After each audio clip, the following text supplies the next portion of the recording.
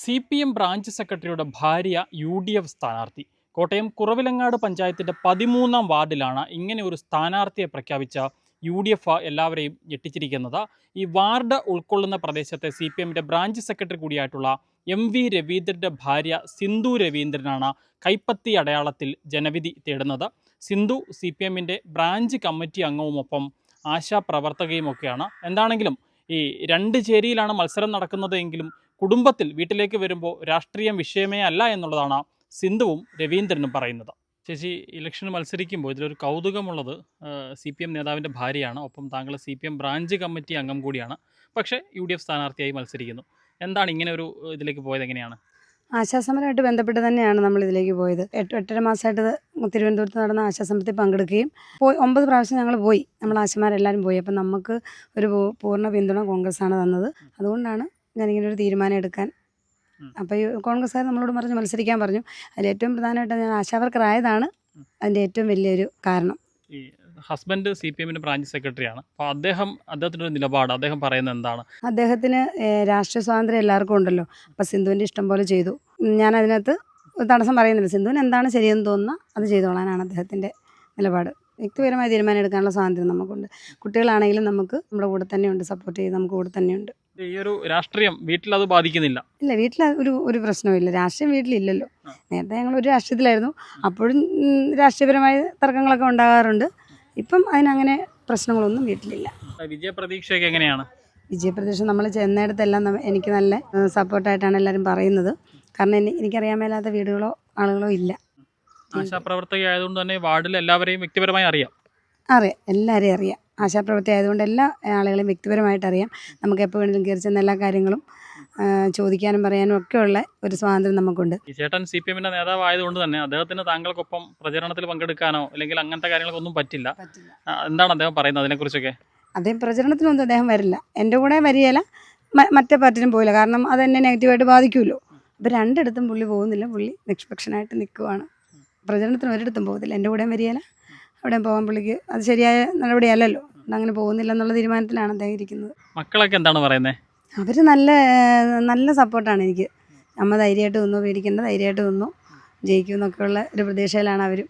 അപ്പം ഇലക്ഷൻ പ്രഖ്യാപിച്ചതേ ഉള്ളൂ, പക്ഷേ വ്യക്തിപരമായി പ്രചാരണ പ്രവർത്തനങ്ങൾ തുടങ്ങിക്കഴിഞ്ഞു അല്ലേ?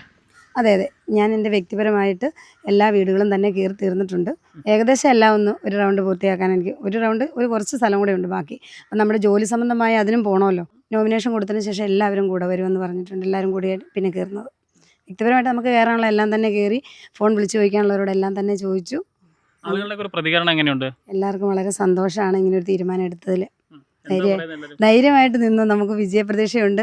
ഒരു കാരണവശാലും പേടിക്കേണ്ട, ഞങ്ങൾ എല്ലാവരും കൂടെ ഉണ്ടെന്നാണ് ഇതുവരെ എന്നോട് പറഞ്ഞു. ഇനി ഹസ്ബൻഡ് CPMൻ്റെ ബ്രാഞ്ച് സെക്രട്ടറിയാണ്, താങ്കൾ CPMൻ്റെ ബ്രാഞ്ച് കമ്മിറ്റി അംഗമായിരുന്നു. അപ്പോൾ വോട്ട് അഭ്യർത്ഥിച്ച് ഓരോ വീടുകളിലേക്ക് ചെല്ലുമ്പോൾ ഇത് LDFൻ്റെ സ്ഥാനാർത്ഥി ആയിരിക്കുമെന്നൊരു കണ്ണിലൂടെയല്ലേ സാധാരണക്കാരെ ആളുകൾ നോക്കുന്നത്? അതെ കേട്ടോ. അത് ഞാൻ ചെല്ലുന്ന വീട്ടിലെല്ലാം ആദ്യമേ ഞാൻ LDF സ്ഥാനാർത്ഥിയാണെന്നുള്ള രീതിയിലാണ് എല്ലാവരും നിൽക്കുന്നത്. പിന്നെ ഞാൻ പറഞ്ഞാൽ LDF അല്ല, UDFലാണ് നിന്ന് മത്സരിക്കുന്നതെന്ന് പറയുമ്പം എല്ലാവർക്കും നല്ലൊരു സന്തോഷമാണ് ഞാൻ കണ്ടത്. അപ്പോൾ അവർക്കറിയാമല്ലോ, ഞാൻ ആശാസമരം തുടങ്ങിയപ്പോൾ തൊട്ട് ഇപ്പം ഞാൻ വീട് കയറാൻ ചെല്ലുമ്പോഴും ആശാസമരത്തെക്കുറിച്ച് സംസാരിക്കാറുണ്ടായിരുന്നു. അപ്പം ഞാൻ പറഞ്ഞ ആശാസമരമായിട്ട് ബന്ധപ്പെട്ടാണ് ഞാൻ ഇങ്ങോട്ട് മാറിയെന്നാണ്. അതെല്ലാവർക്കും അറിയാം, പൊതുവെ എല്ലാവർക്കും അറിയാം. ഞാൻ പറയേണ്ട കാര്യം ഇല്ല.